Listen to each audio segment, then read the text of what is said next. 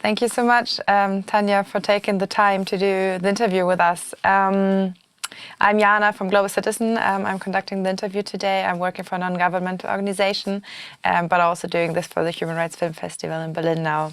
I would like to start with a question about you. In the film, there was a moment when you said you were just 4 years old when you came to the States. And I was wondering, since this film is a lot about identity and belonging, do you remember the time back in Bolivia? And do you remember, or do you have any memories about fleeing to the US?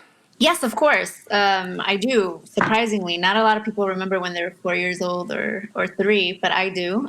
And I wouldn't call it fleeing. I got on a plane, and I fortunately I did not have to cross any borders, walk any terrain.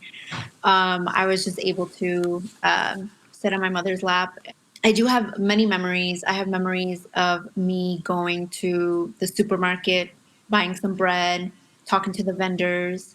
My love for street vendors in New York, I think, came out of my love for street vendors in Bolivia. I have a memory of actually arriving to the United States and arriving to LaGuardia Airport,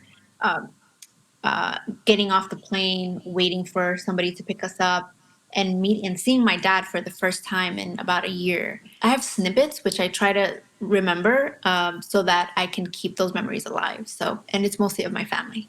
When was the moment you realized, or your parents told you, that this is going to be your new home, and how did you feel about that in the beginning? My mother one day said, "Look, we're going to go to the United States to meet with your dad." I didn't know what the United States was. I just knew that I was going to get on that plane and we were going to fly to meet my father. So I knew that the way that I said goodbye to my aunts and my family in Bolivia, I knew that we were going somewhere far. What was the first time when you heard from your parents that you don't have a citizenship? I remember when I was about 16 or 15 years old, I wanted to apply for a driver's license, and the DMV was right by my school, so I went to get an application. And I went home and I was sitting at my kitchen table and I was filling out the application. And the part where they ask you about your social security number, I asked my dad, I said, can you please give me my social security number? And he said, well, you don't have one. Even before then, we were going through the immigration process. I was going to courts, but I didn't fully understand the consequences of not having legal status. And that was the first time I felt like, okay, this is something that I'm not able to achieve, is to get basically a driver's license. But I was able, at that time, before 2001, I was able to get a state ID. So I carried that state ID for 10 years, even after it was expired. In the film, you said you had to hide for a long time, and there were certain things, as you mentioned, with the driver's license that you couldn't do, and you couldn't travel, and then obviously couldn't leave the country. But how did that actually impact your life? Because I also figured out in the film that you said you studied and you worked in restaurants. So for someone who doesn't have experience and doesn't live in the US, could you explain a bit how that is like and how that impacts your daily life? Yeah, it impacts your life on a daily basis. It also depends on where you live. I feel very privileged to live in New York City, where I'm able to just jump on the subway, right, and pay my token and get anywhere I need to go. But if someone who does not live in the United States and does not live in a place that has good transportation, public transportation, they have to drive every day with the fear of being stopped and arrested and deported. I went to school, but it didn't matter, because if you cannot legally work here in the United States. So, for example, even though I graduated school, corporate stores like McDonald's, like Starbucks, you have to have working papers to work in those places. Of course, there's an economy in the United States where the economy and people still benefit from immigrants' labor, right? So there are industries that exist in the United States where undocumented people work in mostly, right? So that's the service industry, that's the labor industry, that's the agricultural industry all over the United States. And I was part of that industry as well. On another side, I was not able to get health insurance. So even if I would have some kind of medical issue, I would not. I didn't have medical insurance in that moment. Again, fortunately, I lived in New York City where I was able to go to the hospital and get some of the services, but it wasn't. It was very basic services so that I wouldn't die. Other states, like in the South, like in Alabama or other states, it's much worse. And then, just practically speaking, just living every day with the fear of being arrested, any interaction with the police really had an impact on myself. We didn't call the police for anything or anything that we saw because we were too afraid that the police would have, by calling the police, they would have some kind of consequence. In the documentary From Here, you are protesting actually at the streets and for your right and also the right of other immigrants in the US. If you would be a politician, how would you change the immigration law and what needs to change most importantly? Well, if I were to be an elected official, number one, I would have open borders. I would end detention 100%. I would just completely get rid of detention centers and jails and prisons. I would strip away a lot of the elements of the Patriot Act that passed after September 11, 2001, that really criminalized a lot of immigrants. There's also some bills that passed in 1996 called IRA, and that truly criminalized many, many immigrants since 1996 moving forward. Those are just some of the things that I would do if I were a politician. You are one of actually four protagonists of the documentary From Here. When you first saw this documentary or the film, how did you feel about it and what do you think is the strengths of that movie? So many emotions. It was a roller coaster ride for me. One, when my parts would come up, I would get a huge knot in my stomach because I would be so just shy and kind of embarrassed. And wow, it's like, but also this film has been a few years in the making. So I see a period in my life where my politics was different. My politics has evolved a lot from that point on. Also, in terms of the film in general, I think it's a beautiful film. It's an artistic, just accomplishment. I have my favorite characters or personalities on the film. It's not me, but it's a film that will leave you laughing, crying, feeling just hope and despair at the same time. That's what I feel every time I watch it. I took a break from watching it for a little while. It's just such an emotional roller coaster for me to watch it all over again. At the end, I feel people have to kind of be prepared to take a little bit of a break and just have a breather because it is pretty intense. It's an intense film, but it's so worth watching if you have not watched it yet. So.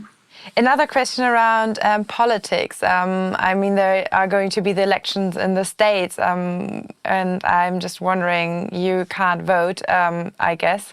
But what is for you? How does the situation feel like? Do you have any hope? In the film, you mentioned that there might be regulations that where you expected they're going to change soon, but they didn't, and that's when you waited and waited because you felt like there might be a new law coming in place.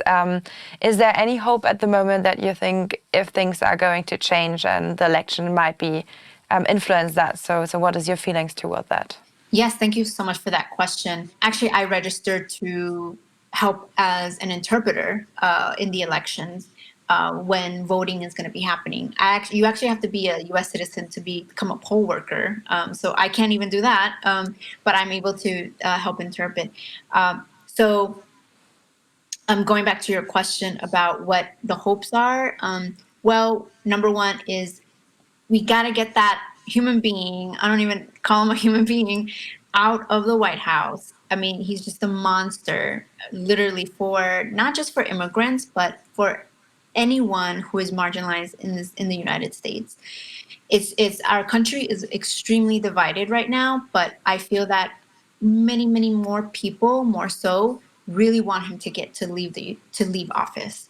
So we really want to encourage people to vote. It's vital that we get this person out. We don't want another 4 years of this individual.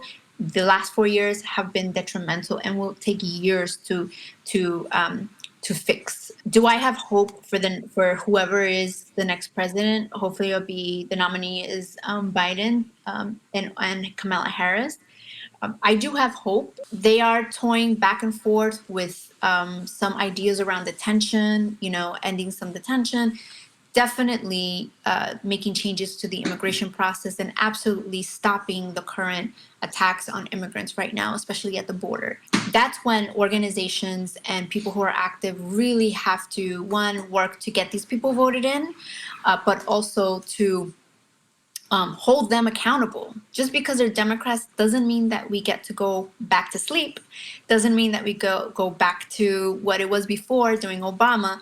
We are 2020. We're not back in 2010.